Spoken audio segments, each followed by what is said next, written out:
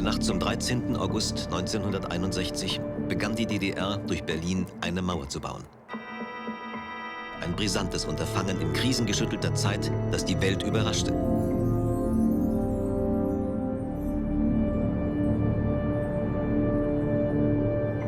Für die Freiheit der mehr als 2 Millionen Westberliner hatten die Amerikaner ihr Wort gegeben.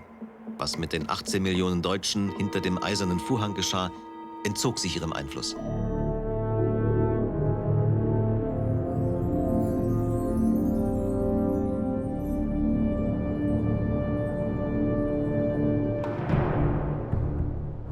En 1987, le caméraman Patrice Massenet consacra 2 mois de sa vie à filmer le mur de Berlin, cette barrière de 155 km qui changea la vie de centaines de milliers de Berlinois. Voici son film.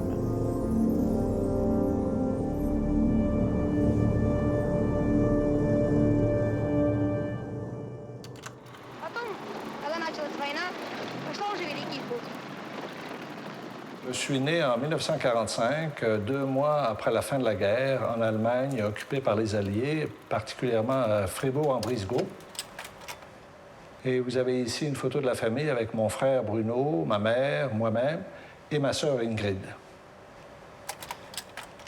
Ça, c'est mon père, qu'on appelait Nino, ayant travaillé pour la Résistance, a été envoyé comme espion, 2e bureau, les forces de libération françaises, et tout le monde convergeait vers l'Allemagne pour l'occuper. Et donc, moi, je suis né dans cette Allemagne occupée par les troupes françaises.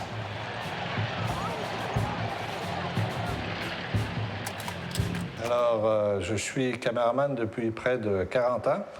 J'ai parcouru le monde je ne sais plus combien de fois. Alors, la première fois que je me suis retrouvé à Berlin et que j'ai été à Berlin-Est en passant par Checkpoint Charlie, c'est là que j'ai découvert ce mur de la honte et j'ai été frappé. Et c'est là que toute ma vie a changé en disant « faut absolument faire connaître ce mur au monde entier ». Et puis 2-3 ans après, je suis revenu. C'est là que j'ai décidé de faire le tour des 155 km.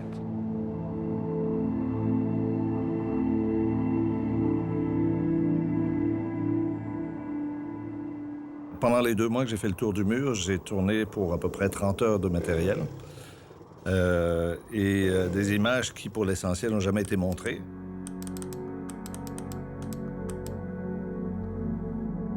Encore une fois, un des innombrables miradors. Les équipes qui surveillent partout, aussitôt qu'ils nous voient, ils se mettent à prendre des photos de nous.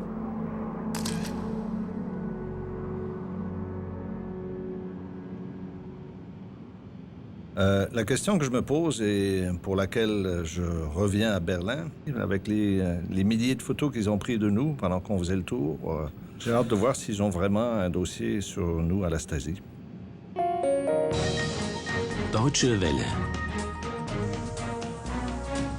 Wirtschaft.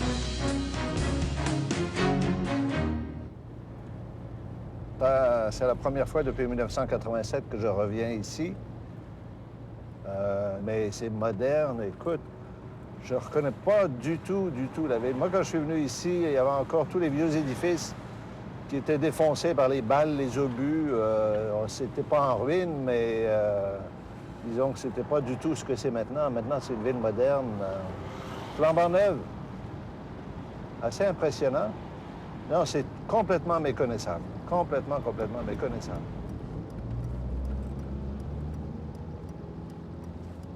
Alors ici, on est sur Unter den Linden, du côté est, où il y avait, à l'époque, je ne sais pas si c'est comme ça maintenant, il y avait toutes les ambassades de l'Allemagne de l'Est. Et on approche de la porte. On peut approcher encore, ça a l'air. Et voilà la fameuse porte de Brandenburg, vue de l'Est. Hey, c'est impressionnant à regarder. Regarde-moi ça.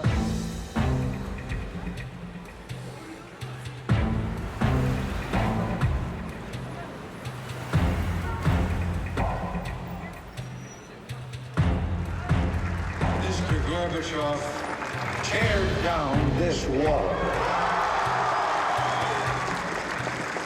Every man is a Berliner, forced to look upon a scar. President von Weizsäcker has said the German question is open as long as the Brandenburg Gate is closed.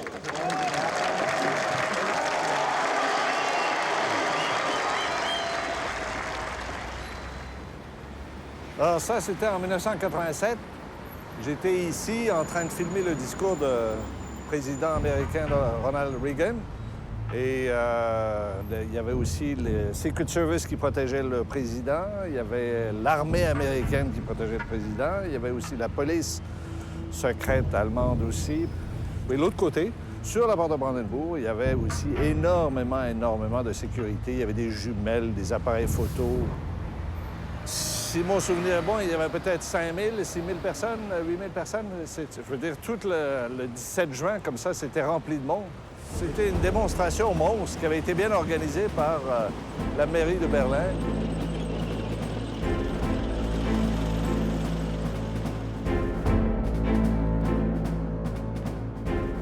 Alors, on arrive à Checkpoint Charlie. Là, ce que je vois d'ici, c'est un militaire vraisemblablement écossais. Il y a plusieurs drapeaux. Ah oui. Il y a un militaire américain. Ah, tout ça, c'est pour le tourisme.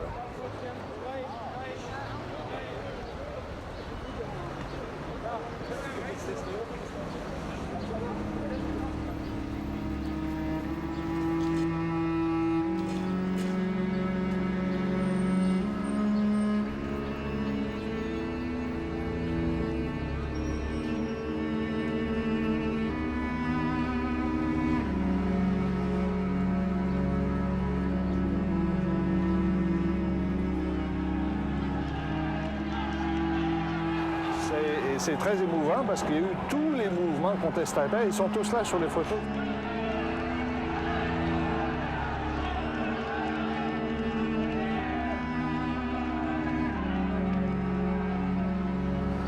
Alors ici, c'est le mur à l'intérieur de l'Allemagne de l'Est. Ici, on est dans le No Man's Land où il y avait les chiens de garde, où personne n'était. Et puis, un peu plus loin là-bas, il y a le mur oriental, celui qui était du côté de l'ouest. Et juste après, il y a Checkpoint Charlie. Et ici, c'était où il y avait les fameux gardes Vopos qui gardaient d'une façon magistrale toutes les entrées et les sorties ici.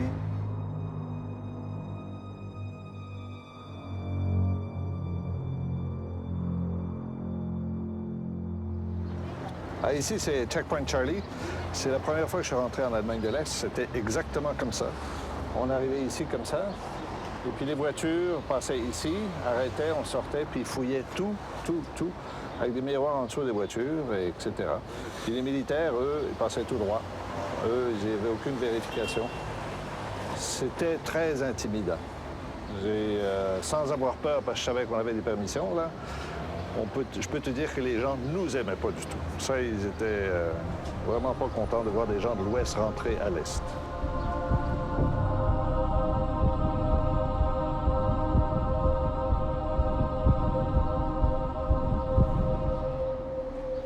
Alors, c'est ici qu'a commencé mon voyage à Berlin. J'ai commencé du côté Est parce que c'était le 750e anniversaire de Berlin et c'était Gorbatchev qui était le premier à arriver à Berlin.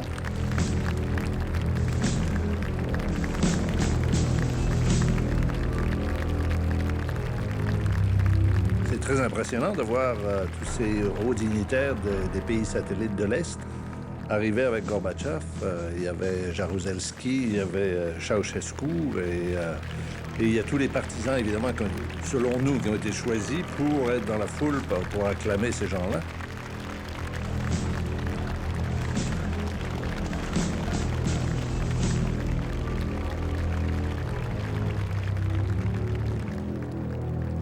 Et les méchants étaient de l'autre côté du mur. Eux devaient penser la même chose. Les méchants étaient à l'ouest. Alors, c'était vraiment le perpétuel ennemi qui se côtoyait le long de ce mur de Berlin.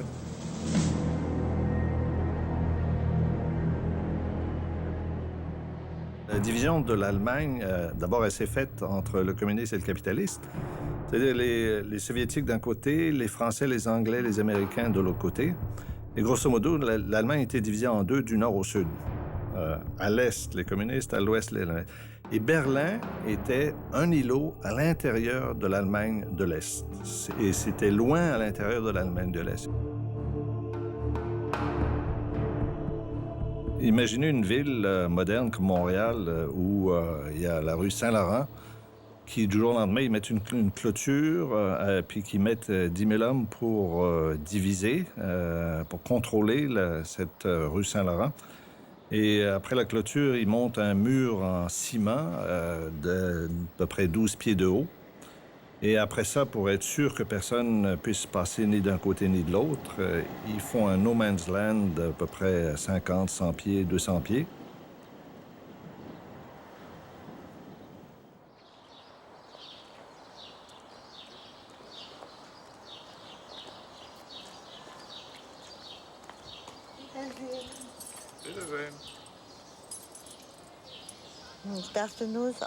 J'étais là en 1961. J'ai vu la police tirer un fil de fer, les barbelés, et j'ai cru que les Russes voulaient nous enfermer.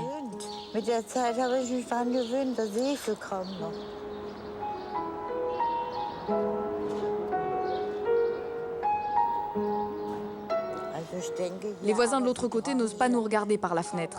Ils ne veulent pas parler avec nous, la peur est constante.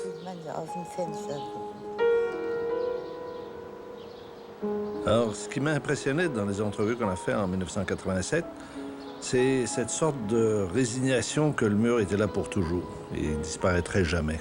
Nous, on disait, il faut essayer de le détruire, puis les gens disaient, c'est utopique d'essayer de l'enlever, il restera là toujours. Il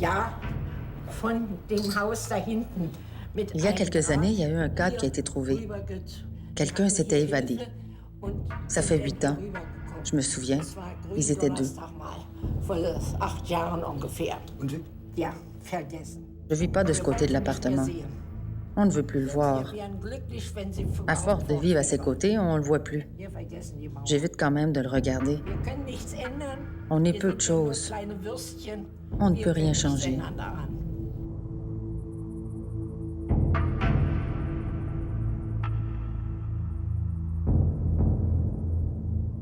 Alors, quand j'étais à Berlin pour faire le tour du mur, j'ai demandé la permission de suivre une patrouille française et ça a été accepté. On est monté dans leur véhicule et tout de suite, ils nous ont emmenés sur le mur, dans le secteur français.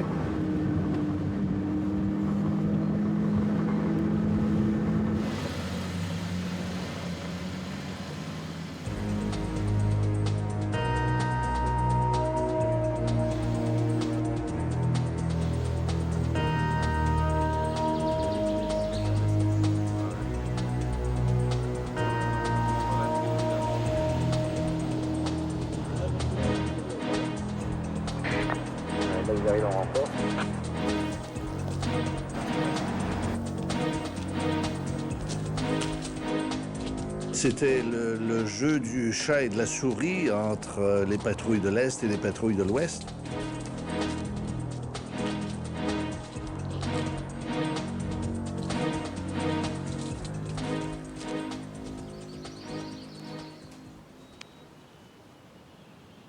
Donc là, ce que l'on va noter sur ce point, donc, le personnel qui occupe le Mirador, et surtout le point intéressant, c'est la présence de géomètres dans la clairière.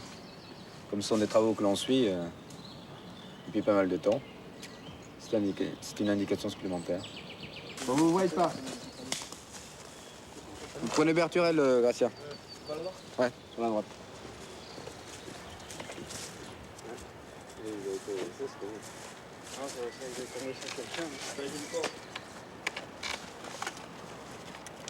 Le truc pourri qui a fait ça. Je crois que c'est café, mec, c'est vraiment pas intelligent de sa part. Donc ça, vous voyez, c'est Véronica, une jeune fille allemande. Une blonde. Blonde. 16 ans. Qui franchit le mur, était arrivée dans le secteur français, donc théoriquement elle était totalement hors d'atteinte. Et malgré ça, les Vopos ont tiré et elle est tombée à cet endroit-là, donc 5 mètres après le secteur.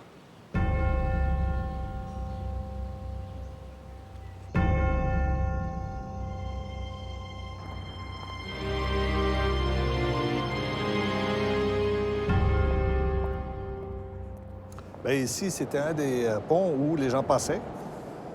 Et j'ai passé quelques heures ici. À un moment donné, j'ai vu un couple d'un certain âge qui est arrivé et l'homme l'a raccompagné jusqu'au milieu ici. Et ça, c'était évident que c'était une séparation qui était plutôt pénible. Elle habitait, j'imagine, à l'est et lui à l'ouest.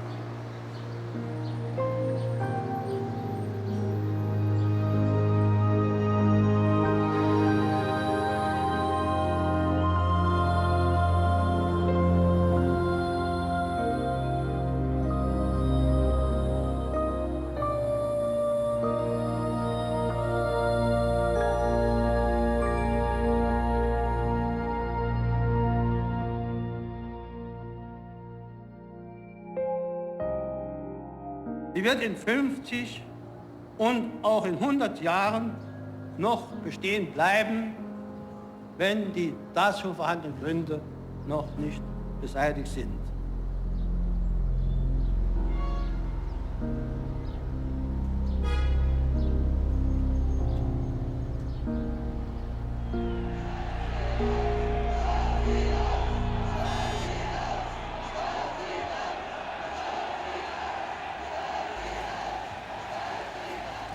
On est à Alexanderplatz, qui est du côté de l'Est, et c'est de voir beaucoup de jeunes venir voir les photos des gens qui étaient à l'Est et qui prenaient des risques fous en prenant des photos de tout genre. Il y a ce photographe que j'ai rencontré qui a pris des photos du mur, mais du côté Est. Je pensais que ça s'était jamais fait. Là, tout d'un coup, je découvre ça. Alors, c'est impressionnant à voir, et pourtant, la photo a l'air anodine, mais c'était énorme de faire ce qu'il a fait là. À Berlin-Est, c'était top secret. On ne devait pas photographier le mur. J'ai fait quelques photos du mur, mais j'ai fait tout secrètement. Mais du côté du mur, la zone Est était complètement barricadée. On ne pouvait y accéder. Alors pour moi, c'était un cas particulier, car je vendais mes photos à l'Ouest. Alors j'ai eu des problèmes avec la Stasi. Ils ont fait des enquêtes sur moi, ils ont mis ma maison sous surveillance et fait certaines perquisitions. Des perquisitions, ils en ont fait 2 chez moi. Mes journaux personnels, mes lettres, tout ce qui venait de l'Ouest, ils l'ont pris. Lors des jours fériés officiels, j'étais surveillé. J'avais toujours 3 ou 4 personnes qui me filaient. Alors je faisais attention de ne pas visiter des amis ou de photographier.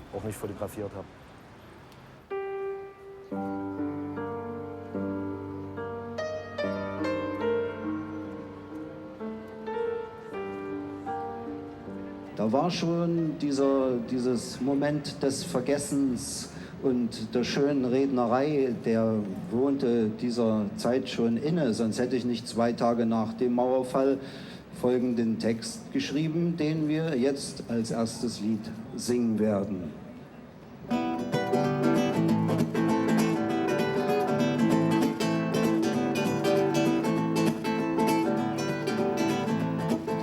Das ist nie gewesen, das war niemals wahr.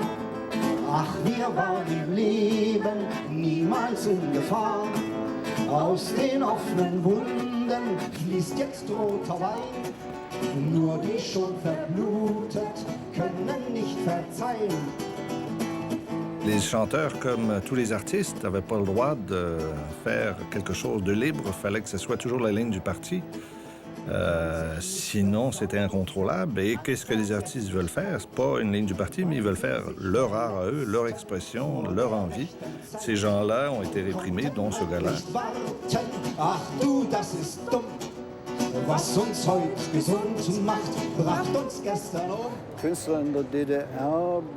Être artiste dans la RDA signifiait être doué, avoir du talent.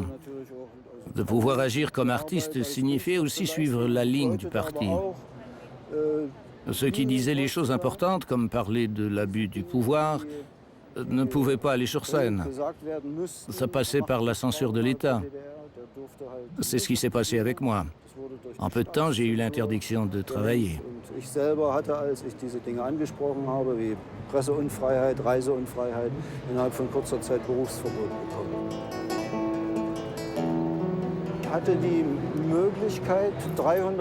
J'ai eu la possibilité de faire passer 300 cassettes en 14 jours à l'Ouest par un pasteur.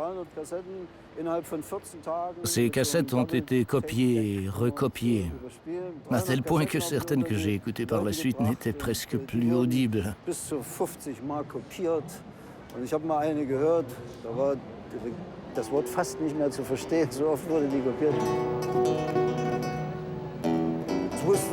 J'ai été convoqué par le magistrat de Berlin qui m'a menacé de m'enfermer, de me mettre en prison pour ces cassettes. Ce n'était pas un secret, je les vendais dans l'église.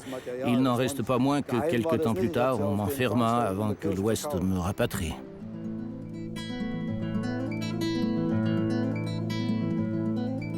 Man muss doch auch mal was sagen können, wenn man was auf dem Herzen hat.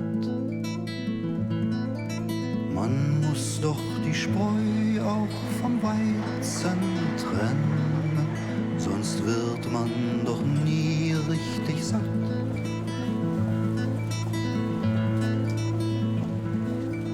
Wir wissen's, ach, wir wissen's nicht, und der Regen peitscht uns ins Gesicht. Wir wissen's, ach, wir wissen's nicht. Tysons Vermögen ist zusammengeschmolzen. Gut, nun steht wieder Berlin auf der Matte. J'ai rencontré aussi un artiste, Peter Hunziker, qui était juste à côté de Checkpoint Charlie, qui avait le mur à, grosso modo, 8 pieds de sa vitrine de galerie. Et lui, il s'évertuait toujours à mettre des sculptures dessus que les Vaupus venaient enlever la nuit. Et il s'engueulait avec eux, et graduellement, c'est devenu plus sympathique. Mais enfin, quand j'étais là, ils le toléraient toujours pas, ils arrachaient toujours tout quand même. Comment ça va? Hello. Yeah, Yeah. I remember. Yes. Yeah, a long time ago. Yeah. But, Like you. Hey, you haven't changed at all. Really? No. You mean Berlin changed? But, No, you didn't change. But Oh yeah, but there's no more wall. yeah. Yeah. Free. Finally. Free. Yes.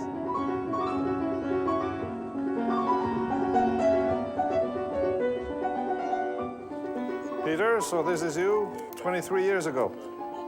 Oh yeah. I see I'm much better shaved than today. Ich habe mein Atelier noch lange Zeit woanders gehabt. Bin erst seit einem halben Jahr gibt es dieses. Pendant longtemps, j'ai eu mon atelier ailleurs. Je suis installé ici depuis 1 an. Der Herausforderung wegen. Berlin ist ein. C'était pour moi un défi car Berlin est un endroit très mouvementé. Ici derrière moi, c'est le territoire de la RDA ainsi que sa propriété. On essaie seulement d'humaniser le mur avec ces sculptures, mais ça provoque des conflits avec les Vaupus, les patrouilles du mur.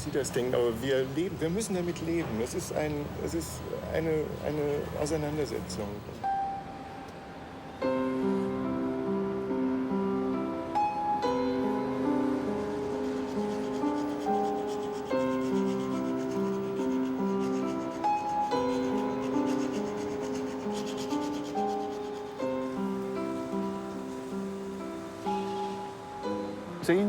They knew my names, and nearly, I mean, they watched, and they also knew the names of my friend who sometimes came and visited, English painter. Yeah.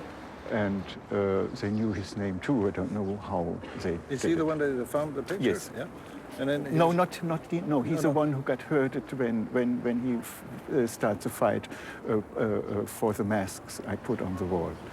He started a fight? They came and wanted to take it away and to damage it, and he ran out like hell. And From your gallery? Yeah, out of my gallery, and they knocked him out somehow. Yeah? Yep.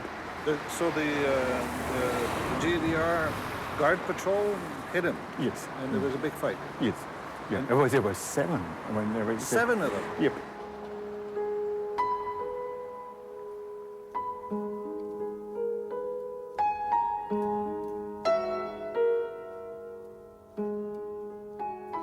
Those masks who were on the wall and all those, I put it together,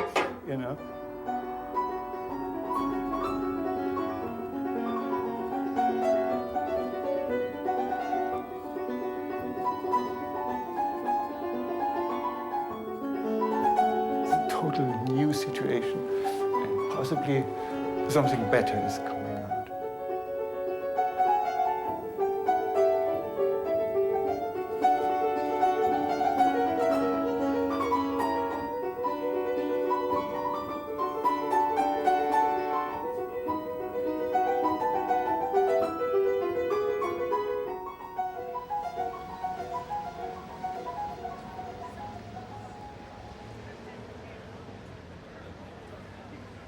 Il y a un paquet de peintres qui sont devenus célèbres avec ce mur, entre autres Thierry Noir, que je vais rencontrer sous peu, et qui a peint à lui tout seul 5 kilomètres du mur du côté de l'ouest.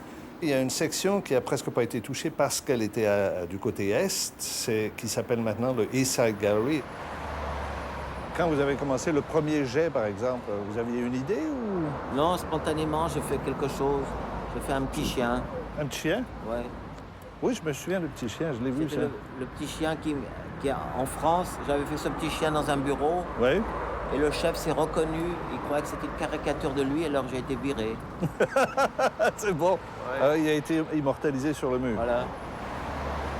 J'ai essayé de faire un style pas trop compliqué, c'est-à-dire deux idées, 3 couleurs, on mélange le tout et voilà, le mur est fini. C'était comme ça, cette peinture un peu, comme je dis pour la radio, c'est de la peinture radiophonique, c'est gros nez, gros yeux, grosse bouche et grosses oreilles. Les cousins et les cousines du petit chaperon rouge. Il y a toujours un œil qui peint, l'autre qui regarde. Et là, on a commencé à peindre et aussi en même temps répondre aux questions, parce que c'était important d'expliquer pourquoi on peint, parce que certaines personnes étaient très agressives. Et il fallait arrêter de peindre, sinon ça aurait fini en bagarre. Et expliquer que moi, je ne suis pas venu à Berlin pour peindre le mur, je ne suis pas payé par le FBI, ou je n'essaie pas de rendre Berlin plus beau, parce qu'on peut peindre des kilos de peinture sur le mur ne sera jamais beau. Et c'était ça important de le dire et de le répéter. La peinture sur le mur, c'est pas écrit, mais c'est aussi un hommage à tous les gens qui ont souffert, dont les morts, les blessés. Il y en a qui sont restés dans des chaises roulantes toute leur vie parce qu'on leur a tiré dans la colonne vertébrale. Il y a des gens qui ont passé des années dans des cachots des prisons. Tous ces gens-là qui ont souffert, c'est aussi un hommage pour eux. Bon, c'est pas écrit. Les gens souvent me demandent est-ce que ces peintures sont politiques? Je dis ben oui, parce que même le fait de pisser sur le mur, c'était déjà politique. Alors automatiquement, comme c'était interdit de peindre le mur, toutes ces peintures sont politiques.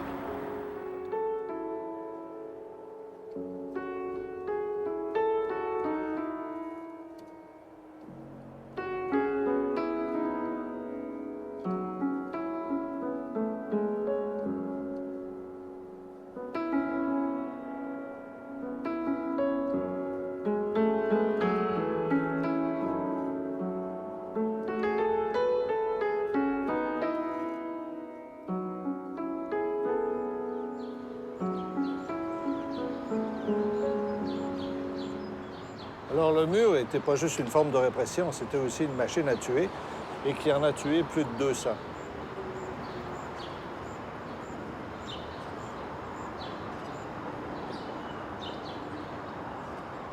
Et lors d'une des patrouilles que j'ai fait avec l'armée française, on a eu une femme qui, la nuit précédente, avait été témoin d'un drame qui s'est passé de l'autre côté. Il y avait des gens se sont mis à crier, il y en a un qui s'est fait traiter de salaud. Ça s'est mis à tirer et elle était très inquiète parce que la chambre de sa fille donnait directement sur le mur.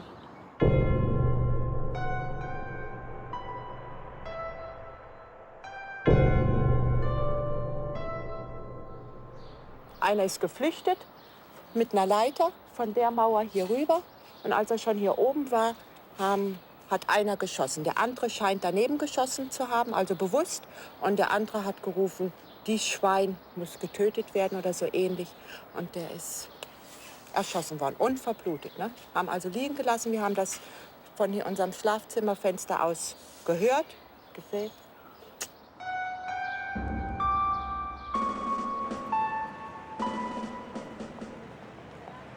Tout ce qui reste du mur de Berlin, c'est cette espèce de de musée qui ont gardé tous les artefacts de tous les gens qui ont essayé de se sauver à l'Ouest, toutes les méthodes et toutes les photos célèbres que le mur engendre.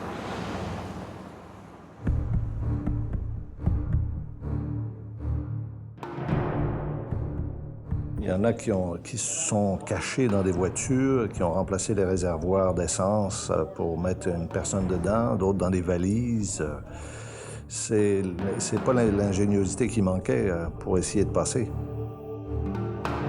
Dans quelques minutes, je vais rencontrer une dame qui a fait une tentative d'évasion à l'époque, tentative d'évasion qui a très, très mal tourné.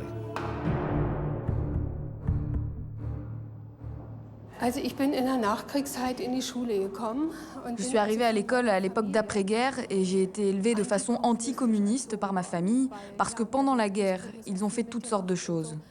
Je ne voulais pas vivre dans cet état-là où il était prescrit qu'il fallait aller aux démonstrations, qu'il fallait lire la presse socialiste, qu'il fallait avoir des idées comme celles de l'État. Tout ça ne me convenait pas du tout. Mon rêve, depuis toujours, c'était de quitter l'Est.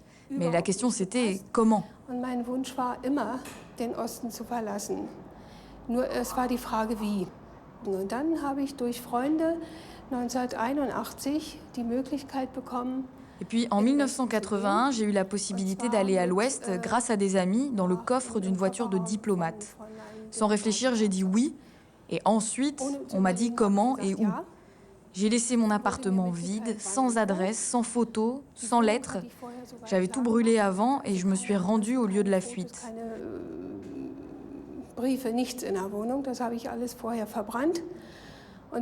J'ai embarqué dans le coffre avec un homme que je ne connaissais pas. Nous sommes arrivés à Checkpoint Charlie. Au premier arrêt, on a entendu quelque chose que nous n'avons pas compris. Wurde also irgendwas gefragt, was wir nicht verstanden haben. Hinten im Kofferraum, da war noch ein Mann, den ich nicht kannte. Hörten wir, wie sie diesen jungen Mann da vom Steuer wegholten. Et puis on a entendu des discussions. On a enlevé le chauffeur de sa place pour l'amener ailleurs. On est resté étendu là sans savoir ce qui allait se passer. Après un certain temps, des gens sont venus. On a entendu leurs pas. Le coffre s'est ouvert. 3 Vopos irrités nous regardaient en disant « Ah ah, en effet !» Et puis boum, le coffre se referme avec nous à l'intérieur pour environ 15 à 20 minutes.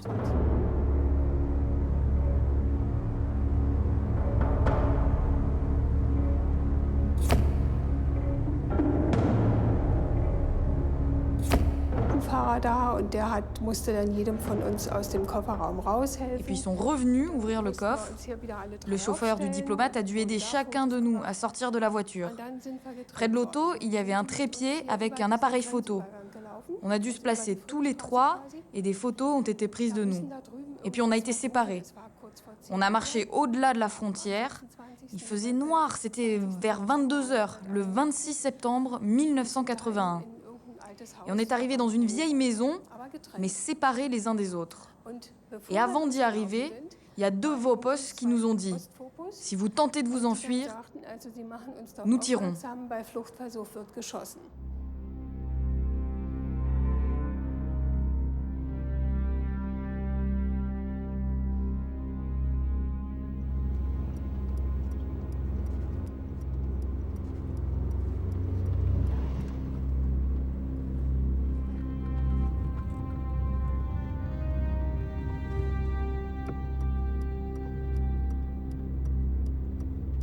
On approche maintenant de la prison de la Stasi, où ils mettaient les prisonniers et ils les interrogeaient.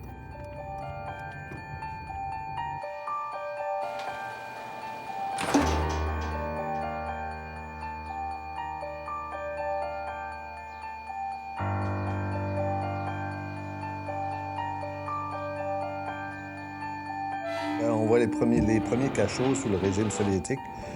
Et d'ailleurs, c'est comme ça que cette prison a été montée. C'était les Soviétiques qui étaient là avant. Et évidemment, eux, ils n'y allaient jamais avec le dos de la cuillère. Après ça a été condamné et ils ont voulu avoir une prison beaucoup plus démocratique. Alors, soi-disant, ils ne torturaient pas les gens physiquement, mais ils les torturaient mentalement.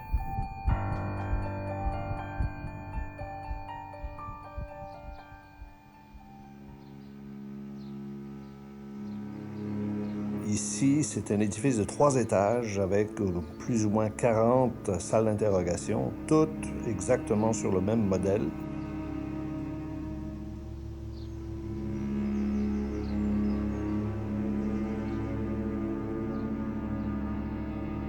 Il y avait un bureau avec soit 2 ou 4 interrogateurs qui interviewaient le prisonnier qui, lui, était assis sur un petit tabouret. Mais de ma vie, j'ai jamais vu ça. Il y a au moins 120 salles d'interrogation. Il faut être fou pour faire des choses comme ça.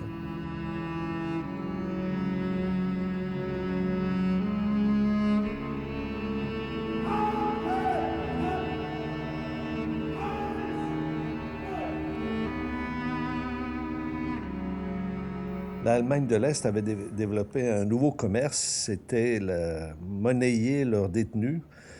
Et au moment où on était à Checkpoint Charlie, il y a eu à peu près une douzaine de jeunes comme ça qui sont débarqués complètement extatiques, qui venaient d'être achetés par le gouvernement ouest-allemand. J'ai participé à une marche de manifestation. J'avais une pancarte sur laquelle était inscrit « Liberté de voyager ». La réaction des gens autour de moi était bonne. On m'appuyait, on faisait des gestes de solidarité. On me souhaitait bonne chance, car ils savaient que c'était la prison qui m'attendait. Après 15 minutes, j'ai été arrêté par la police et envoyé aux locaux de la Stasi, à l'hôtel de ville. J'y suis resté 3 mois. Puis, par la suite, ils m'ont condamné à 1 an et 10 mois de prison. J'ai été arrêté pour tentative de fuite à la frontière de la République démocratique allemande. Nous avons fait cette tentative avec une voiture volée en RFA. Nous voulions traverser la frontière en utilisant une voie en construction afin de rejoindre Berlin-Ouest. Mais ça n'a pas marché, nous avons été arrêtés. Nous étions 3 hommes. De sorte qu'en mai 1982, j'ai reçu une peine de 8 ans et demi. Mais j'en ai finalement fait 5 en prison. C'était pire pour mes collègues qui, eux, avaient reçu des sentences de 11 et 13 ans. Moi, je m'en sortais mieux avec ma sentence de 8 ans et demi. Ça, c'est Hartmut Richter, qui était un de ces ex-prisonniers qui a été racheté par l'Allemagne de l'Ouest. Lui, il a réussi à s'évader après une première tentative. La deuxième, il a réussi en 1966. Et il a fait ça à la nage, en nageant à peu près 4 kilomètres. Quelque temps après, il va devenir passeur. Et il va, je crois, passer une trentaine de personnes avant de se faire prendre en essayant de passer sa propre sœur. Et maintenant, tous les deux ont fait de la prison pendant plusieurs années. On pouvait se faire prendre n'importe quand. Puis, j'ai été pris avec ma sœur dans le coffre de l'auto. Le pire moment de ma vie, lorsque je regarde en arrière, fut lors de la détention préventive par la Stasi.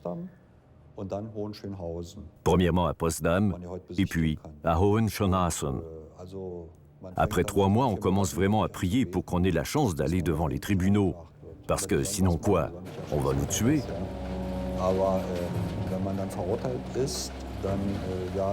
Mais la détention préventive par la Stasi fut terrible. On était constamment observés, contrôlés, tyrannisés.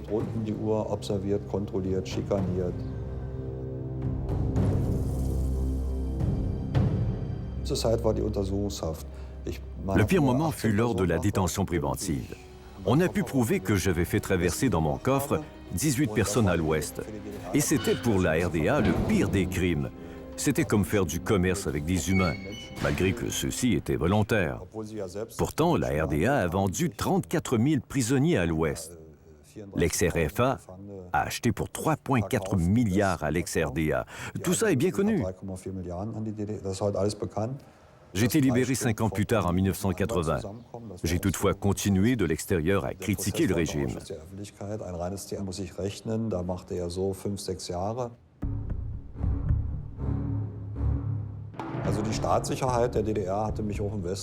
Même à l'Ouest, la Stasi m'avait en vue. Ils ont tout essayé pour me rendre la vie difficile. Ils ont même planifié de me tuer.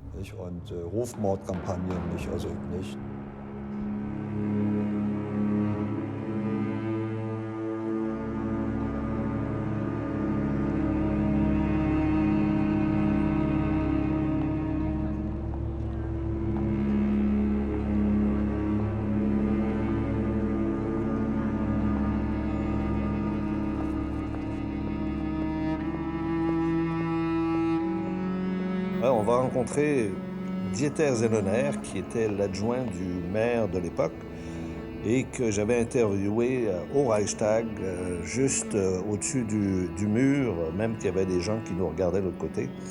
Et lui avait dit, dans 50 ans, il ne tombera pas. Nous avons compris au cours des années que tout ce qui peut se faire comme évolution positive se fera par petits pas et lentement. Donc, il n'y aura pas une sorte de deuxième 13 août 61 où le mur disparaît aussi soudainement qu'il est venu. Il s'ouvrira très très lentement. Les Allemands, dans leur majorité, et moi étais parmi eux, croyaient que le régime de l'Est allait devenir plus léger à supporter, allait évoluer. On ne croyait pas qu'il s'écraserait. Il y avait un accident historique, positif, c'était Gorbatchev. On ne pouvait pas prévoir, et comme ça, une fenêtre s'est ouverte.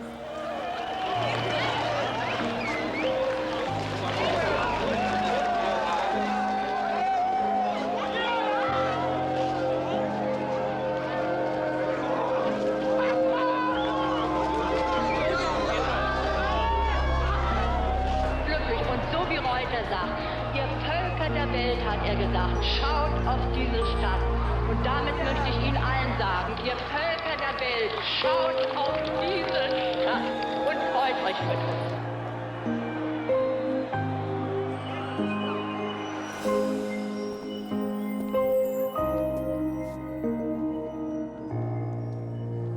Depuis que le mur de Berlin est tombé, j'ai toujours voulu rencontrer un des gardiens de l'Est du mur et finalement tous ceux qui prenaient des photos de nous. Et puis finalement, il y en a un qui a accepté. On s'est donné rendez-vous juste en arrière de la porte de Brandenburg du côté est.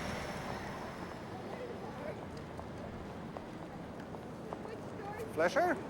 Ah. Oh. Hello. Yeah, pleased to meet you. Yes, I'm too. Yeah? Fechner. Fechner. I will get it sometime. Okay. You know, we have to go this way this time. Okay.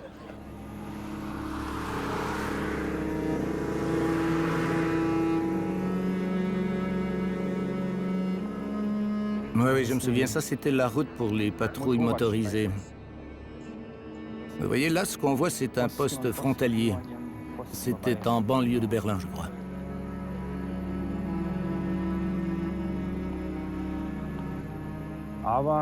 Selon les ordres que nous avions, une transgression de frontières de l'Est vers l'Ouest était une provocation importante. Je me souviens qu'une fois, notre patrouille a dû arrêter un homme en vêtements sport qui courait près du mur. Il semblait perdu, mais on a dû quand même le livrer aux officiers qui l'ont amené avec leur voiture. Il était allemand, il parlait allemand, il n'était même pas armé.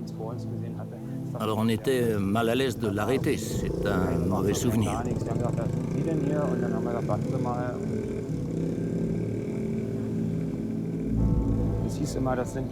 Sur le terrain, on avait peu de contact direct avec la Stasi, même s'ils avaient des hommes dans chaque caserne. Les agents de la Stasi faisaient des rapports continuellement sur tout. Ils portaient parfois des uniformes, à d'autres moments non, mais on les reconnaissait toujours. Ils étaient tous désagréables. Ils n'étaient pas bien vus des soldats. Nos relations étaient très froides. On ne voulait rien savoir d'eux, en fait. Je ne renie pas du tout le travail que j'ai fait comme soldat. Ce serait ridicule de le faire. Je n'ai rien à me reprocher, moi. En fait, je n'ai fait que suivre les règles strictes qui nous étaient données.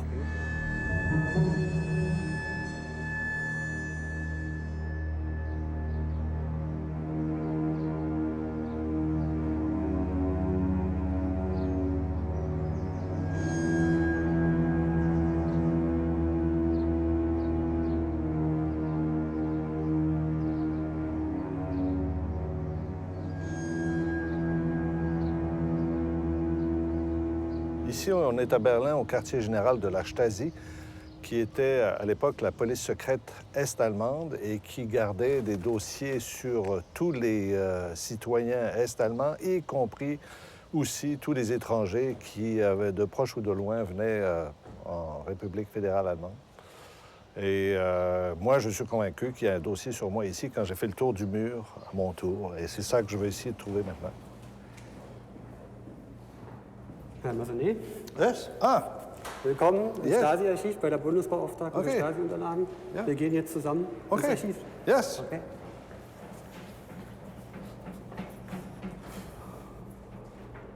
Auch ein alter Stasi, Pater Yes, Dostar, the das Stasi war- elevator. Genau. Yeah. Bitte, It was efficient, yes. yes.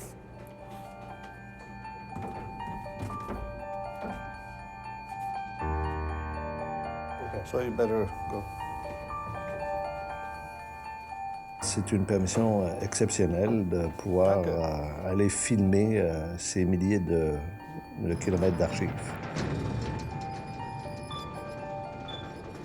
Überlieferung der Akten. Wir haben insgesamt Nous avons environ 11 kilomètres de dossiers, de documents, d'écrits, en plus de beaucoup de matériel comme des vidéos, des films, des microfilms. 111 Kilometer ungefähr Akten, Schriftgut. Dazu kommt noch ganz viel Material.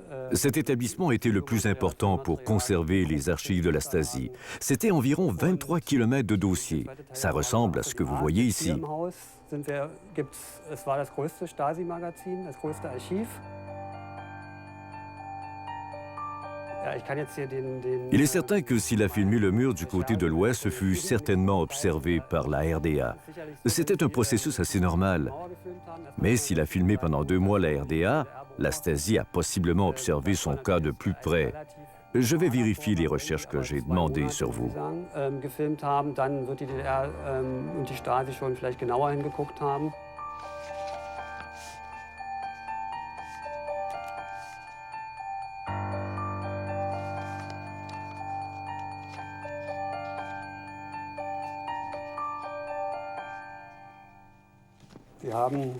Vous voyez, on a trouvé 2 fichiers de l'unité 213 qui étaient en charge des journalistes. Mais malheureusement, la mauvaise nouvelle, c'est que nous n'avons pas trouvé plus. Et ces 2 fichiers ne disent pas beaucoup plus qu'en 1985, vous avez été contrôlé par le département des frontières et que vous avez été examiné par le secteur de contre-espionnage 213. Et ils ont dit que, bon, vous êtes entré, que vous êtes caméraman pour la télévision canadienne ou la radio, ici c'est pas clair. Ici, il y a votre numéro de passeport et vos coordonnées personnelles. Mais il n'y a pas de trace de votre dossier, pas de numéro d'enregistrement pour d'autres informations sur vous.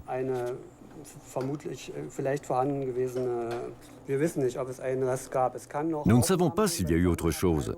Il se peut qu'il y ait eu une exception dans une autre section qui était responsable des observations. Peut-être que là, il y a eu la documentation qui prouverait que vous avez été filmé. Un dossier de photos existe peut-être. Ça pourrait être possible.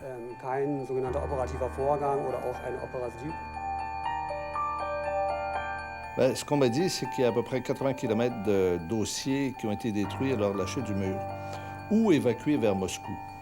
Et c'est probablement là-bas, justement, que mon dossier a abouti.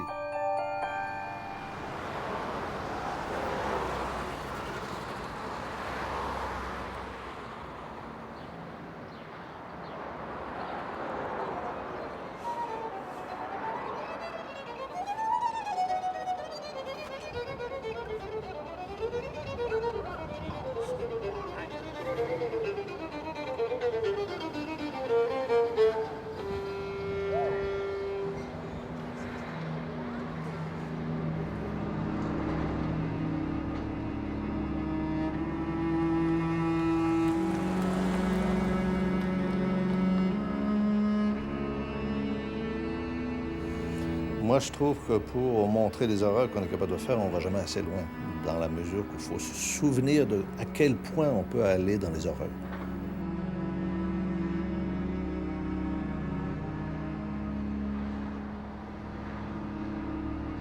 Maintenant, on dirait que Berlin se veut le musée des horreurs pour ne pas oublier les horreurs. Un mur, c'est toujours un synonyme de hantise, d'obsession, paranoïa, je dirais même de méchanceté qu'on cultive à cause de ce mur-là. Alors, éliminons les murs, peut-être qu'on arrivera à quelque chose. Mais je ne sais pas pourquoi on recommence à construire des murs. Ça ne tient pas debout de faire des affaires comme ça.